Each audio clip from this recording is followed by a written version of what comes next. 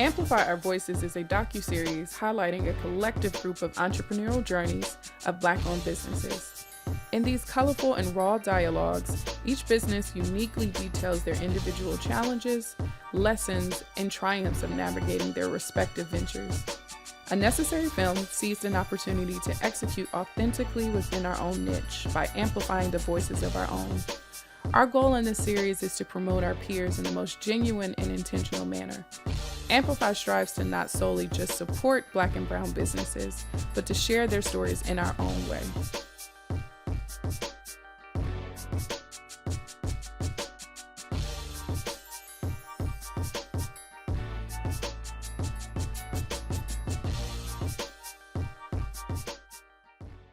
As Black businesses continue to grow, they are creating new pathways for economic opportunity and generational wealth in the Black community.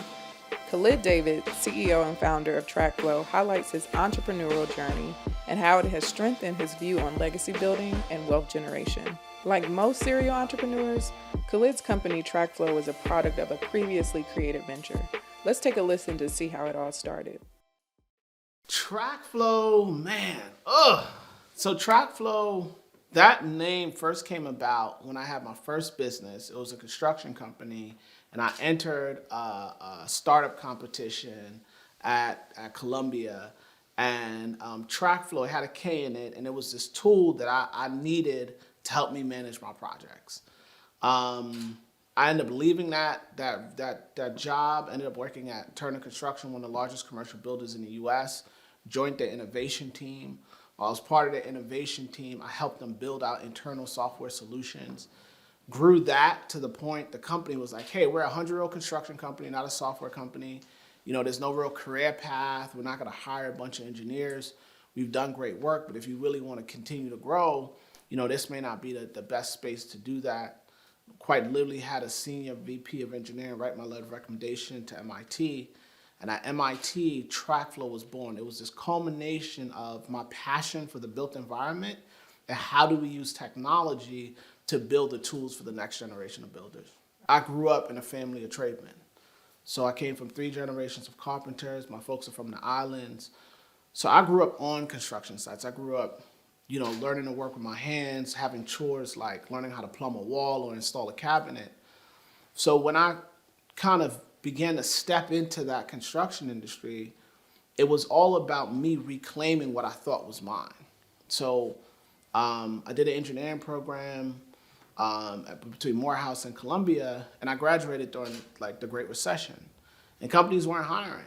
And I was applying to jobs for like almost 9 months, and no one felt like, with all my experience, with all my skills, that they were worthy to employ me.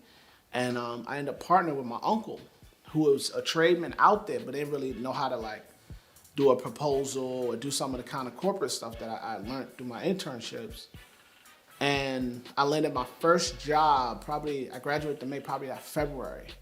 And the contractor cut me a check for like, the owner cut me a check for like 20 grand. And that was the first time I had gotten paid since undergrad. And it was and at that moment, I took back what I thought was already mine.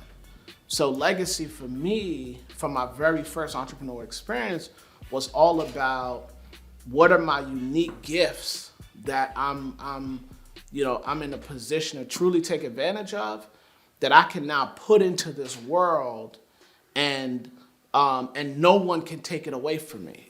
Hi, I'm Khalid David, founder and CEO of Tracflo.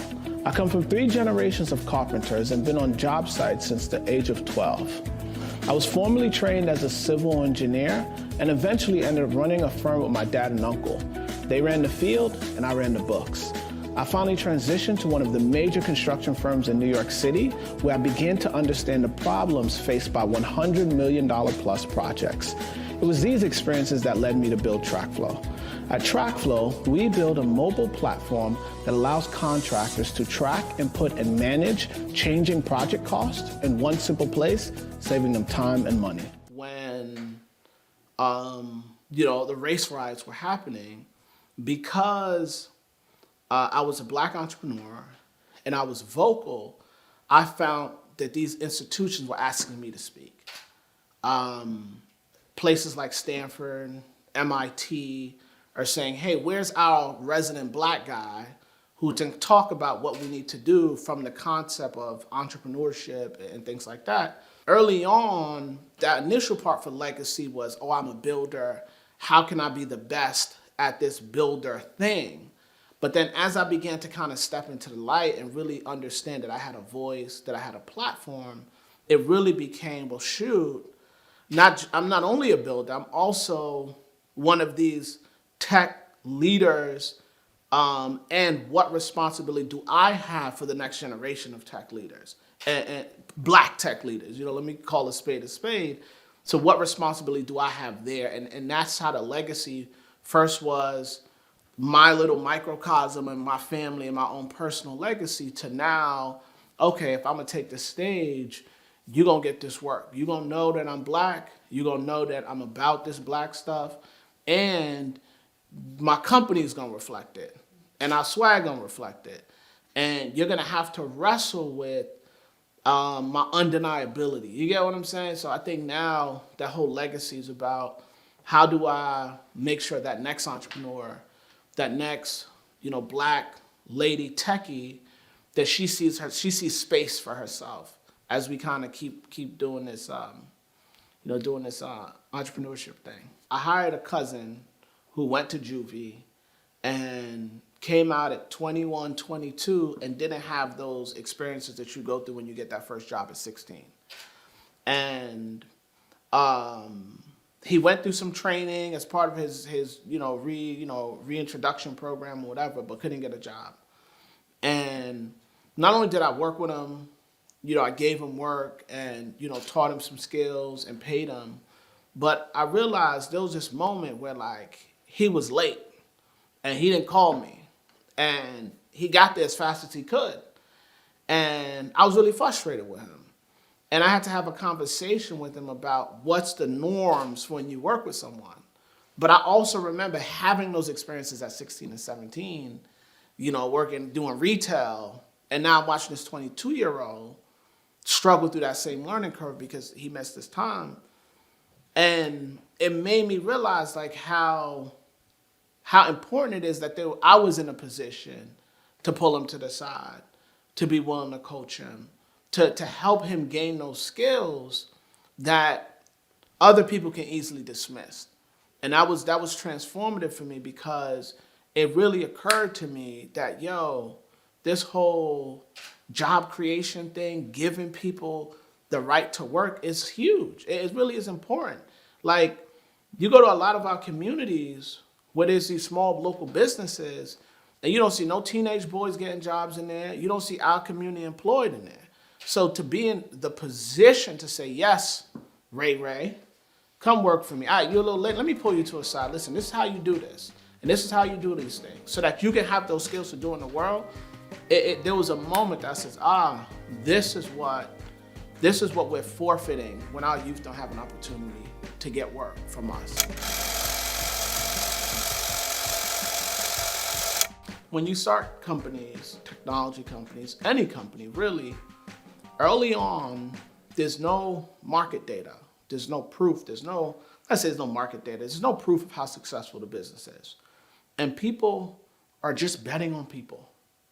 People are betting on their cousin's recipe and their willingness to figure it out. And when we struggle with getting access to capital, what we're really experiencing is that people are not taking up bets on us. People are not looking at us and saying, I see the way you work that camera. How serious are you thinking about your business? I believe if I fronted you 10 grand, that you'll double it, you'll flip it. Mm-hmm. And so in startup world, that's pre-seed investment.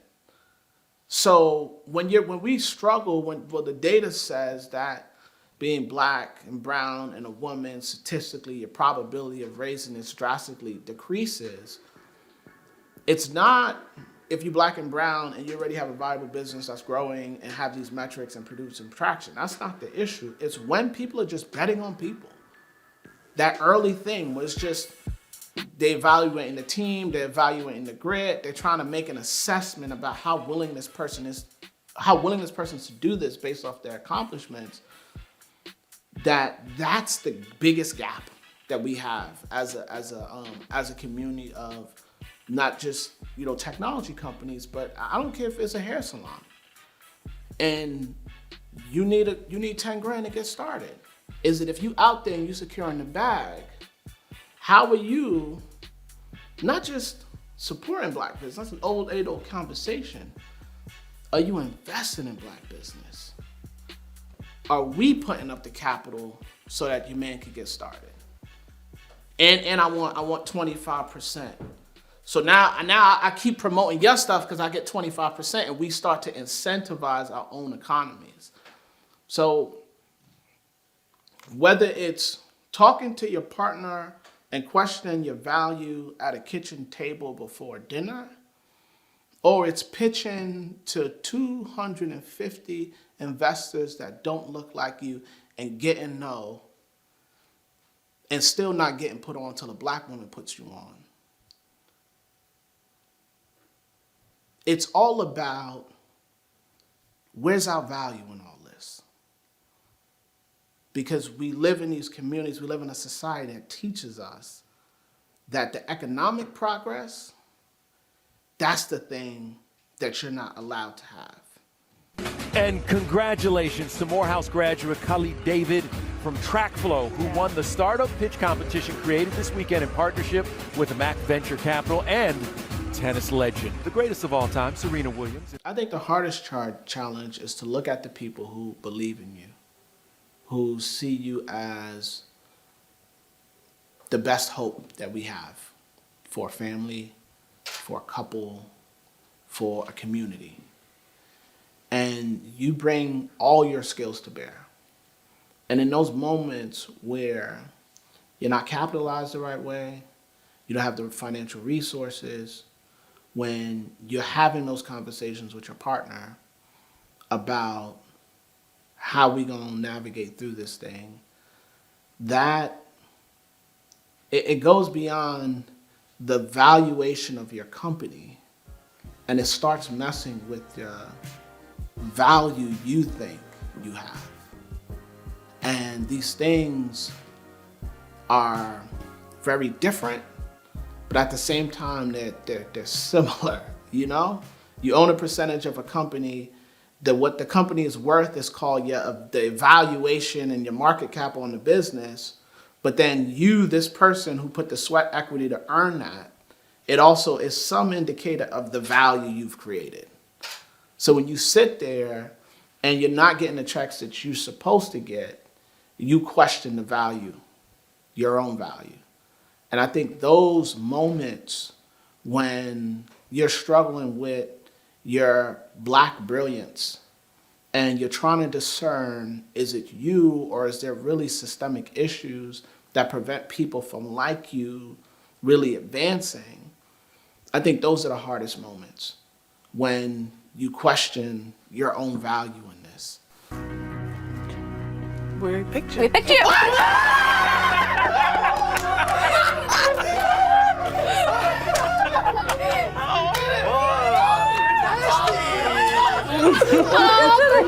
Congratulations. Thank you so much. You gotta have the X and O's and have a game plan and do all that stuff, right?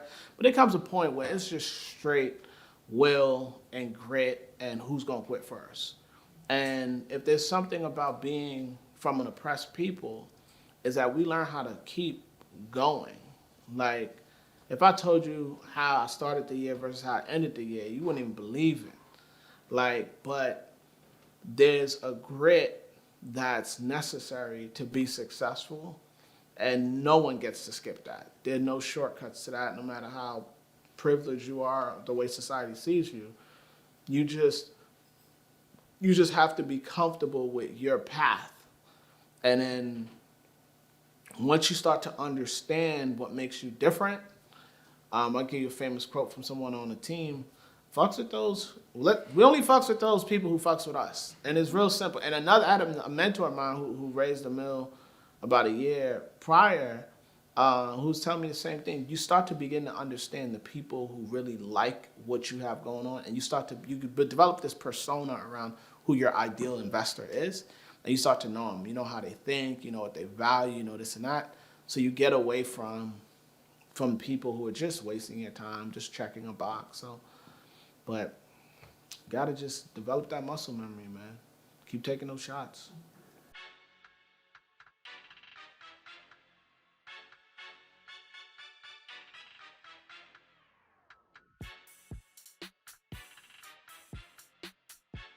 We're on our way. It's already happening. It's already happening. But securing the bag is the fight now. And let's be unapologetic about it. Just be unapologetic about having the wealth that our communities deserve. And we'll do it together. We'll celebrate together. And I guarantee you, our communities will thrive. I guarantee you people will move into our communities. I guarantee you people like it.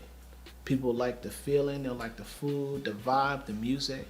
They're gonna come and rent in your buildings and then come and rent in your multifamily homes that you own, that you took over from grandma and put 50,000 in it and renovated it, and this Brooklyn couple really liking it. Like, they're gonna want it. They always have. So let's go create that. I'm Khalid David, CEO of Tracflo, and this is Amplify Our Voices. You can find me at KD Pegasus on Instagram and Twitter, or follow our company at Tracflo app on Instagram and Twitter. And I'm also really popping on LinkedIn, just regular Khalid David. So if you're linked up, holler at me.